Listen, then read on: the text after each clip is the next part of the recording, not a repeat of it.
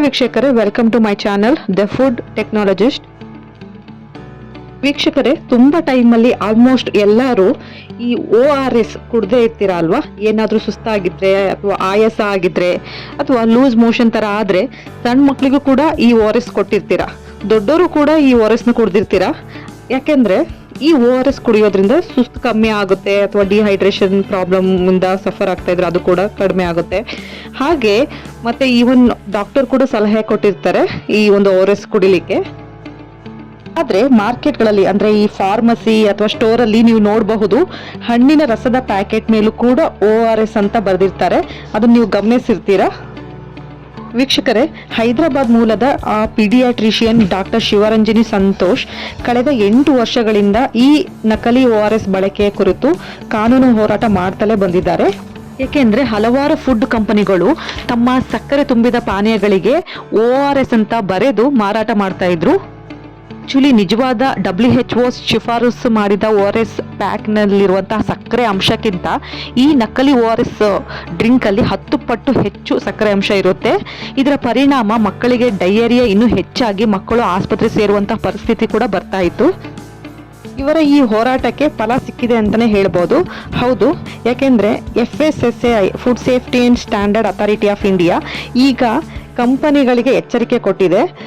ORS ಪದವನ್ನು ಸಿಕ್ಕ ಸಕ್ಕರೆ ಪಾನೀಯ ಬಾಕ್ಸ್ಗಳ ಮೇಲೆ ಪ್ರಿಂಟ್ ಮಾಡೋದನ್ನು ನಿಷೇಧ ಮಾಡಿದೆ.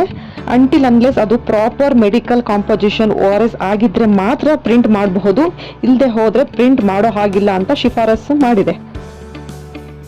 ಹಾಗಾದರೆ ORS ಅಂದರೆ ಏನು? ORS ಅಂದರೆ ಓರಲ್ ರೀಹೈಡ್ರೇಷನ್ ಸೊಲ್ಯೂಷನ್ ಅಂತ. ಇದು ಉಪ್ಪು, ಸಕ್ಕರೆ ಮತ್ತು ನೀರಿನ ವಿಶೇಷ ಮಿಶ್ರಣವಾಗಿರುತ್ತದೆ. ಹಾಗೆ ಇದು ದೇಹಕ್ಕೆ ಅಗತ್ಯವಾದ ಎಲೆಕ್ಟ್ರೋಲೈಟ್ಗಳು, ಅದರ ಲವಣಗಳು ಮತ್ತು ದ್ರವಗಳನ್ನು ತ್ವರಿತವಾಗಿ ಪುನಃ ತುಂಬಿಸಲು ಸಹಾಯ ಮಾಡುತ್ತವೆ.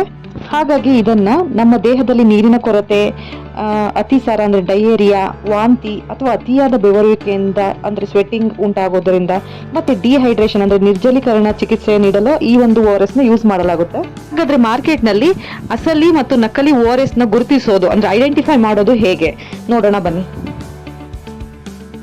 ಮೊದಲಿಗೆ FSSAI ಲೋಗೋ ನೋಡಿ. ಅಸಲಿ ORS ಒಂದು ಔಷಧ ವರ್ಗಕ್ಕೆ ಸೇರಿರೋದ್ರಿಂದ ಇದನ್ನ drug controller general of India ಅಂದ್ರೆ DCGI ನಿಯಂತ್ರಿಸುತ್ತದೆ.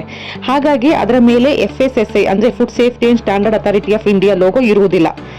ಆದರೆ ನಕಲಿ ORS ನಲ್ಲಿ ಅಂದ್ರೆ ಇದು ಸಾಮಾನ್ಯವಾಗಿ ಹಣ್ಣಿನ ರುಚಿಯ ಪಾನೀಯಗಳ ಮೇಲೆ ಇದನ್ನ ಪ್ರಿಂಟ್ ಮಾಡಿರೋದ್ರಿಂದ ಕೇವಲ ಇದು ಆಹಾರ ಉತ್ಪನ್ನ ವರ್ಗಕ್ಕೆ ಸೇರಿರುತ್ತದೆ ಮತ್ತು ಇದರ ಮೇಲೆ FSSAI ಲೋಗೋ ಇರುತ್ತದೆ.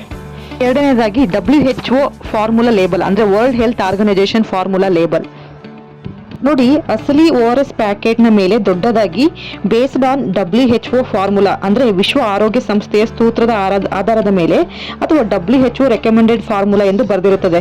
ಏಕೆಂದರೆ ಇದು ವೈದ್ಯಕೀಯ ಗುಣಮಟ್ಟದ ಔಷಧವಾಗಿದೆ. ಆದರೆ ನಕಲಿ ORS ಪಾನೀಯಗಳ ಮೇಲೆ ಈ ರೀತಿಯ ಲೇಬಲ್ ಇರುವುದಿಲ್ಲ.